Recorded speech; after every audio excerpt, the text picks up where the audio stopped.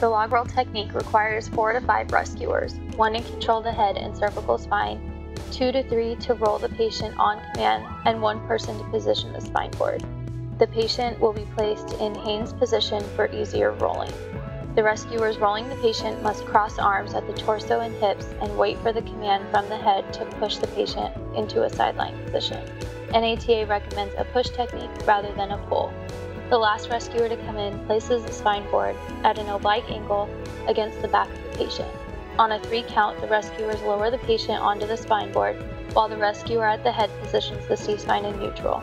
This should be done to gain access to an airway, apply immobilization devices, and reduce spinal cord morbidity. This should not be done if a bony block is felt or signs and symptoms worsen with the movement. The rescuers then Z-slide the patient to adjust his position on the spine board. Then the patient is strapped onto the board, distal to proximal, to make sure there is access for a neurovascular assessment.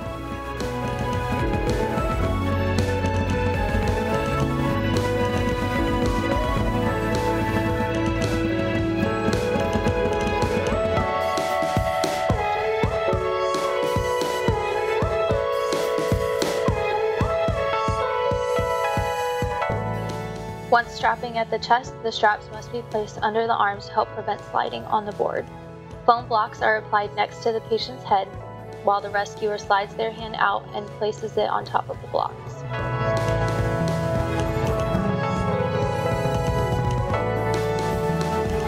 To secure the head to the spine board, 2 separate points of contact, the head and chin, must be used to prevent as much forehead and neck movement as possible.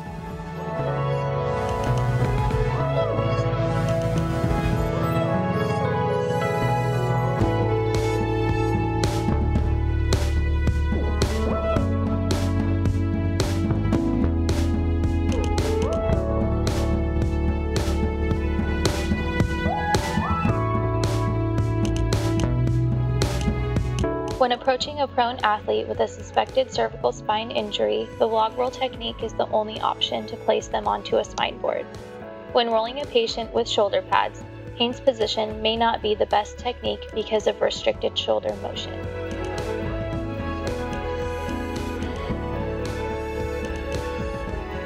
Because chest and airway access is a priority, it is essential and recommended to remove equipment prior to transport as long as 3 or more trained individuals are present.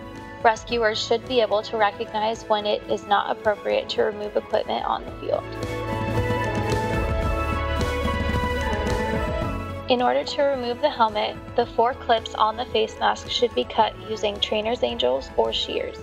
If shears are not available, the screws on the face mask should be removed using an electric drill or a screwdriver.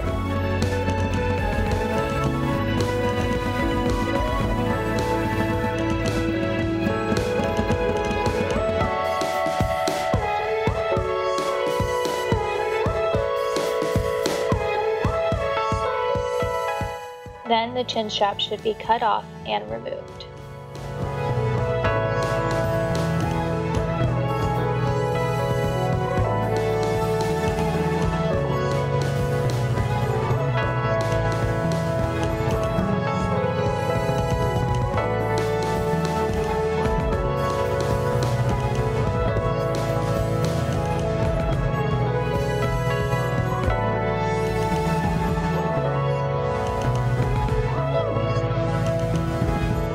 The face mask should be removed so access to an airway is available at all times.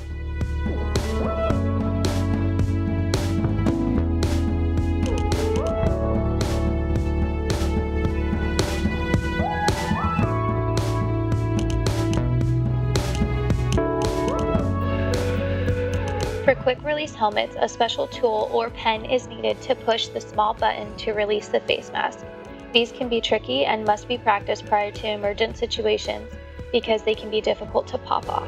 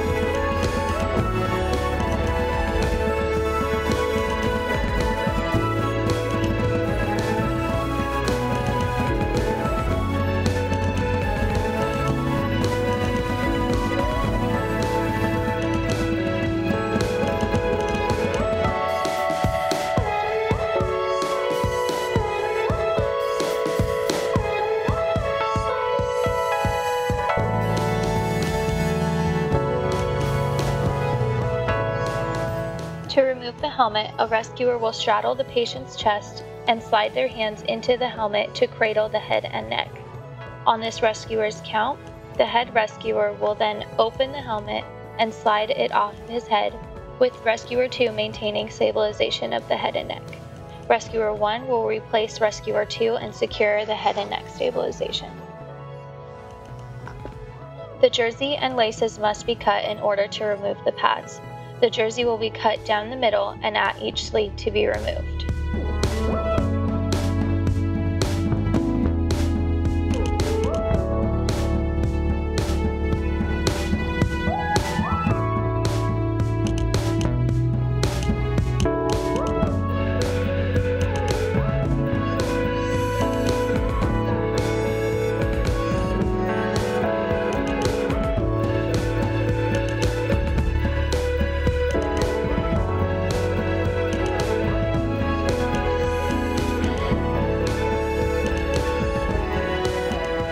Next, the body straps must be undone or cut. Rescuer 2 will stabilize the head and cervical spine by standing over the patient. On Rescuer 2's count, Rescuer 3 and 4 will reach all the way to the spine and lift the patient, hinging at the hips, while Rescuer 1 slides out the pads. They will then lower the patient back down on a 3 count to ensure stabilization is maintained.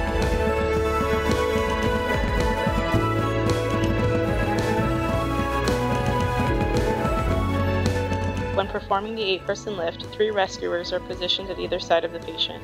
Rescuer 1 holds C-spine, making sure to allow for access to the lateral screws. Rescuer 2, using a cordless screwdriver, removes the top screws first, then proceeds to remove screws from each side, and Rescuer 3 uses paramedic shears to cut the jersey away from the head of the patient.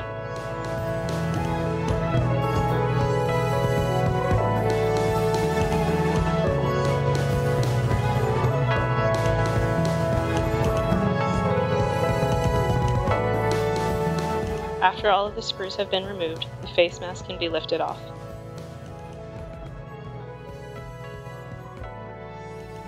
Once the face mask has been lifted off, the 4-point chin strap can be cut and removed.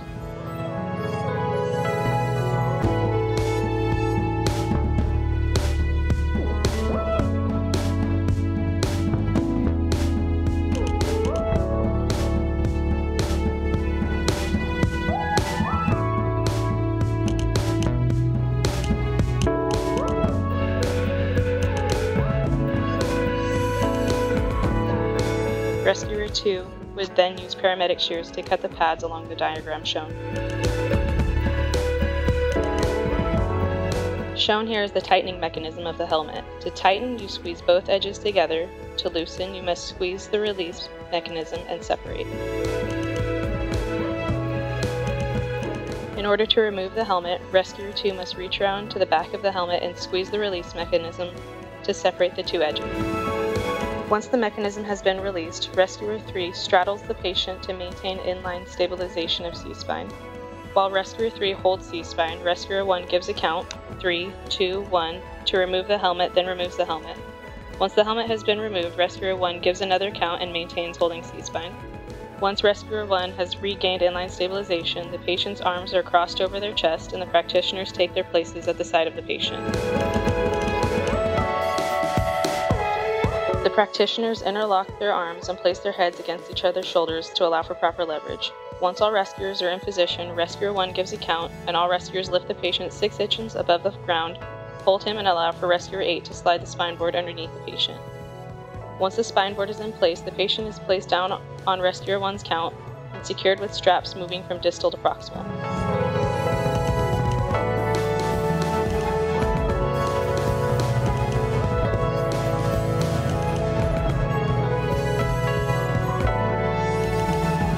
Once the straps are in place, Rescuer 2 applies stabilization blocks on Rescuer 1's count.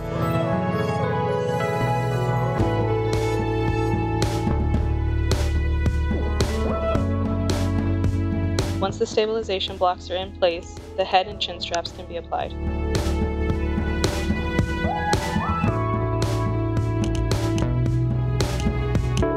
Once the head is secure, all rescuers are repositioned at either side and can lift the patient on Rescuer 1's count, and the patient can then be transported off the field. Ice hockey presents unique challenges. Ideally, the 8-person lift maneuver should be employed, but a log roll is still possible. Because of the slippery surface, rescuers 2 and 3 are on one side at the shoulders and lower extremity, while rescuer 4 is on the opposite side of the patient at the hips, the most stable part of the patient. This prevents the patient from sliding across the ice. Rescuers 2 and 3 will still push to roll, but rescuer 4 will pull. The spineboard is then slid in and the patient is lowered back down on rescuer 1's count.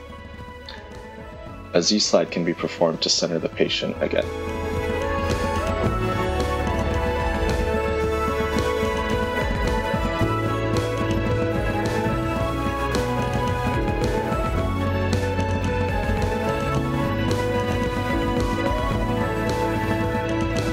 Once the patient is centered, the patient is strapped in distal to proximal, leaving access to both extremities for a neurovascular assessment.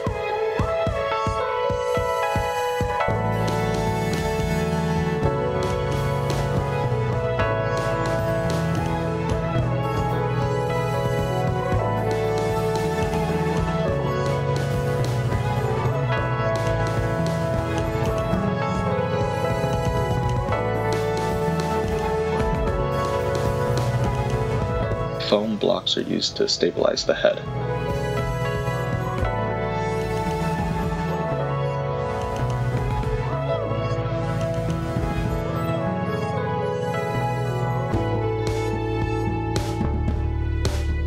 Once the blocks are in place, the head is strapped in, maintaining 2 points of contact.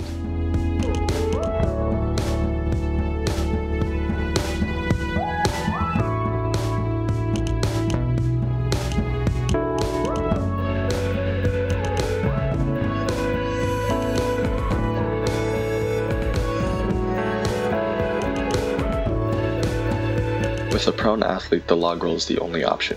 Rescuer position is set up the same to prevent the patient from sliding away. The patient is brought up to 90 degrees, the spineboard is brought in at an oblique angle, and the patient is then lowered fully onto the board.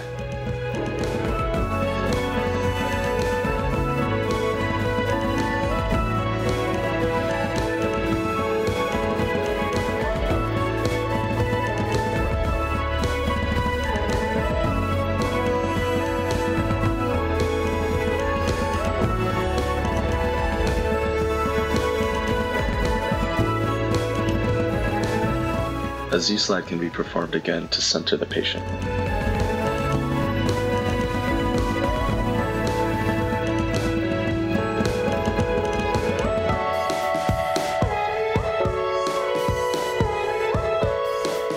Once he is centered, equipment can now be removed.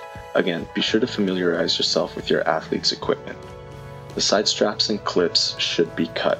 The top screws on this helmet must be unscrewed with either a screwdriver or preferably an electric drill.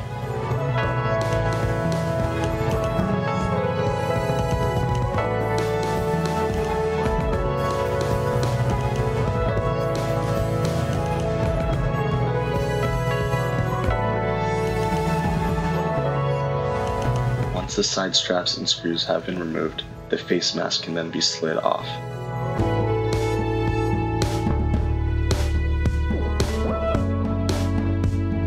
Rescuer B then comes in from the front to stabilize the C-spine, while Rescuer A removes the rest of the helmet.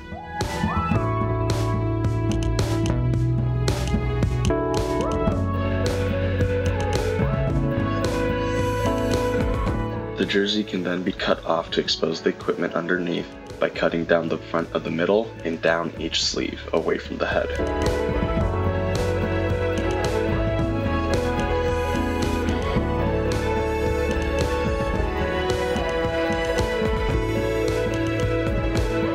Once exposed, the pads can be cut off.